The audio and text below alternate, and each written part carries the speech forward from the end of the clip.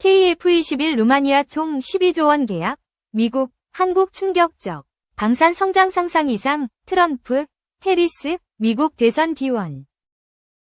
한국항공우주산업, KAI, 이 개발한 한국형 차세대 전투기 KF-21이 첫 수출을 눈앞에 두고 있다. 18일 방산업계에 따르면 필리핀 공군은 다목적 전투기 MRF 도입 사업에서 KAI와 미국 록히드 마틴을 유력 후보로 검토 중인 것으로 알려졌다. 수출이 성사되면 한국 방위산업의 쾌거로 평가될 전망이다. 2022년 첫 시범 비행 성공 이후 수출로를 확보할 수 있다는 점도 의미가 크다. 필리핀 공군은 지난 8월 MRF 도입 사업에 착수했다. 차세대 전투기 40여 대를 사들이는 프로젝트다. 이를 위해 4천억 페소, 약 9조 6천억 원을 예산으로 배정했다. 이 가운데 612억 페소, 약 1조 4,200억 원을 들여 초도 물량 10대를 구입할 계획이다.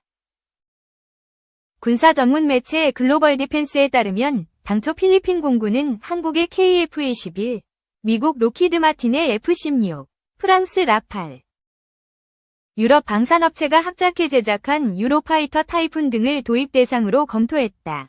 이 중 F-16과 KF-21을 최종 후보로 검토하고 있다. KF-21은 가성비, 가격 대비 성능을 앞세워 유럽 경쟁사들을 제친 것으로 알려졌다. KF-21의 가격은 대당 980억 원으로 추산된다. 대당 1,500억 원 수준인 유로파이터 타이푼, 라팔보다 500억 원가량 저렴하다. 성능 면에선 록히드 마틴의 F-16보다 앞서 있다는 평가를 받는다. 1978년 처음 도입된 F-16은 4,500여 대가 25개국에 판매된 베스트셀러 전투기다. 다만 스텔스 기능과 각종 전자전 장비가 빠진 4세대 전투기로 분류된다. KF-21은 부분 스텔스 기능과 첨단 전자전 장비를 갖춘 4.5세대 기종이다.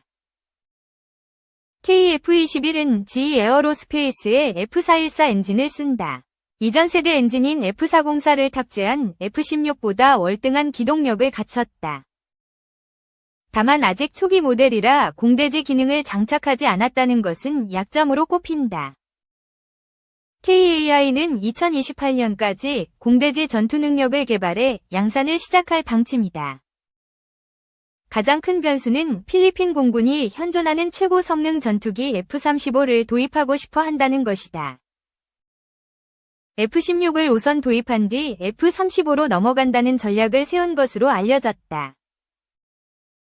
하지만 미국 정부는 핵심 전략 자산인 F-35의 해외 판매를 엄격하게 통제하고 있다. KAI는 앞서 경전투기 FA-50을 판매한 이력을 기반으로 필리핀 정부를 설득하고 있다. 2. 문재인, 트럼프 당선 축하. 북미 대화 재개, 한반도 평화 기대. 문재인 전 대통령이 제47대 미국 대통령 선거에서 승리를 확정한 도널드 트럼프 당선인을 축하했다.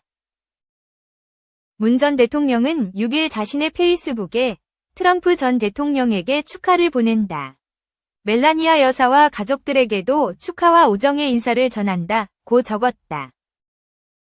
이어 대통령 재임 시절 트럼프 대통령과 함께 만들었던 한반도의 평화의 시간을 소중한 추억으로 간직하고 있다.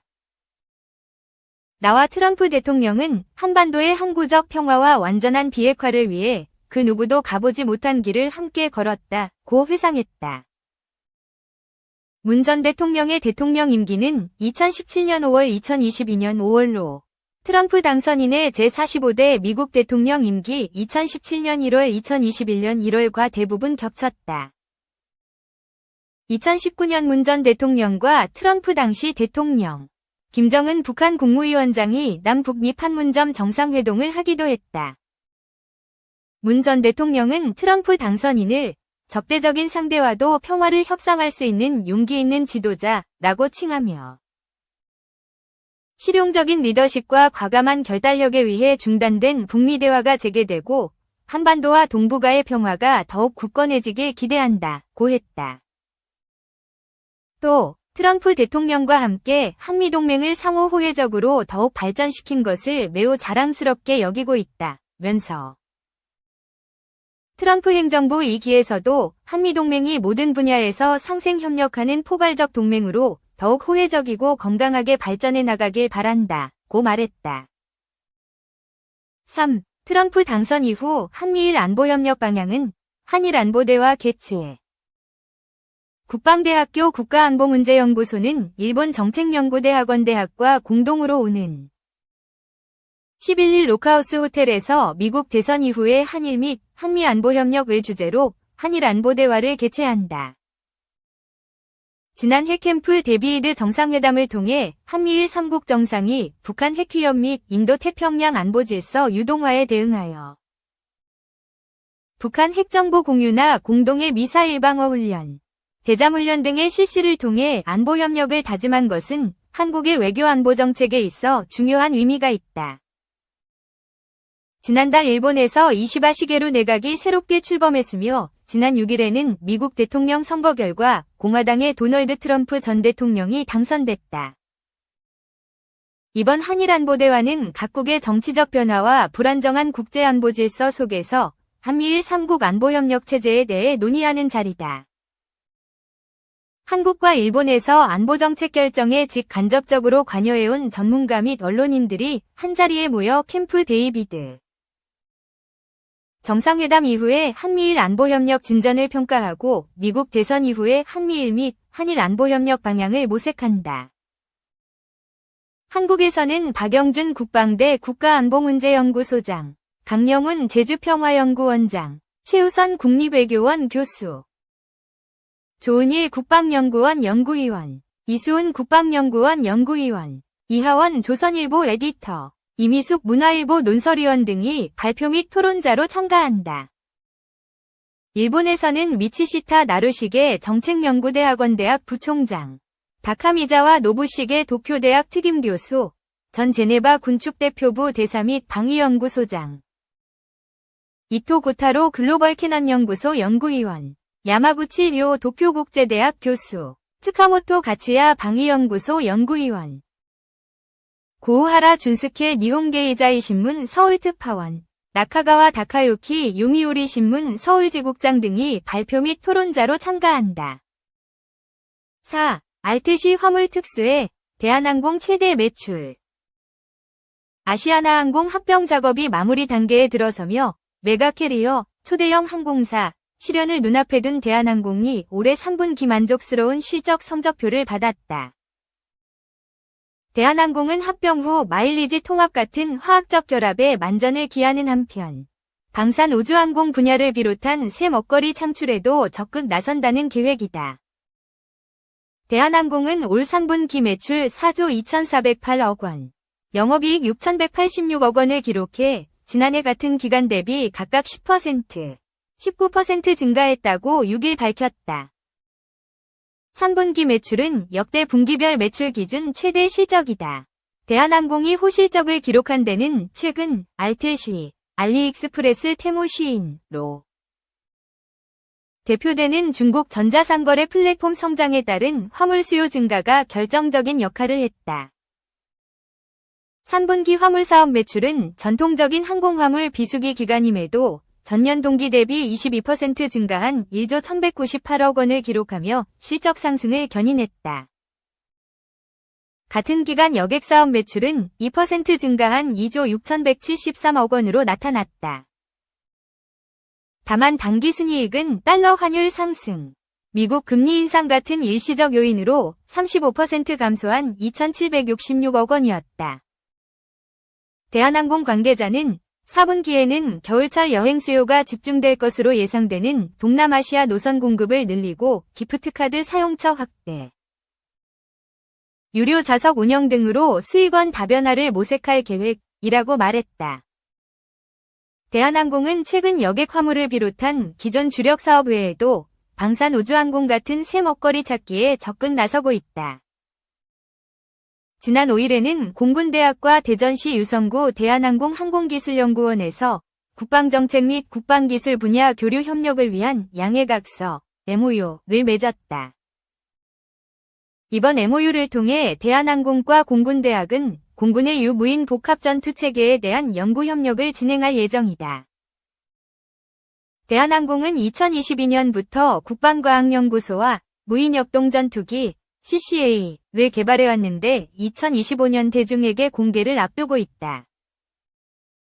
CCA는 유인 전투기와 함께 작전을 수행하는 인공지능 AI 기반 무인 전투기다. 이 밖에 블랙호크로 불리는 우리군 주력 헬기 UH-60의 특수작전용 성능 개량 사업도 준비하고 있다. 4년여를 끌어온 아시아나항공과의 합병 작업도 마무리 단계에 들어섰다. 항공업계에 따르면 유럽연합 집행위원회 EC는 이달 대한항공과 아시아나항공 기업결합 심사를 최종 승인할 전망이다. 마지막 남은 미국은 법무부가 별도로 소송을 제기하지 않으면 승인된 것으로 간주한다. 이 때문에 사실상 EC 최종 승인으로 글로벌 경쟁당국 승인 절차가 마무리될 것으로 보고 있다.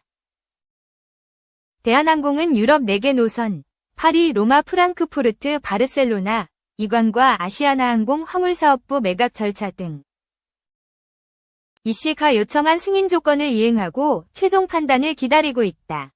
티웨이항공이 유럽 4개 노선을, 에어인천이 화물사업부를 넘겨받게 됐다. 대한항공은 EU 미국 승인 작업이 완료되면 다음 달 20일 이전까지 아시아나항공의 1조 5천억 원 규모 제3자 배정 유상증자에 참여해 최대 주주에 오를 예정이다. 아시아나항공 인수가 순항할 경우 대한항공은 세계 10위권 메가 캐리어로 발돋움한다.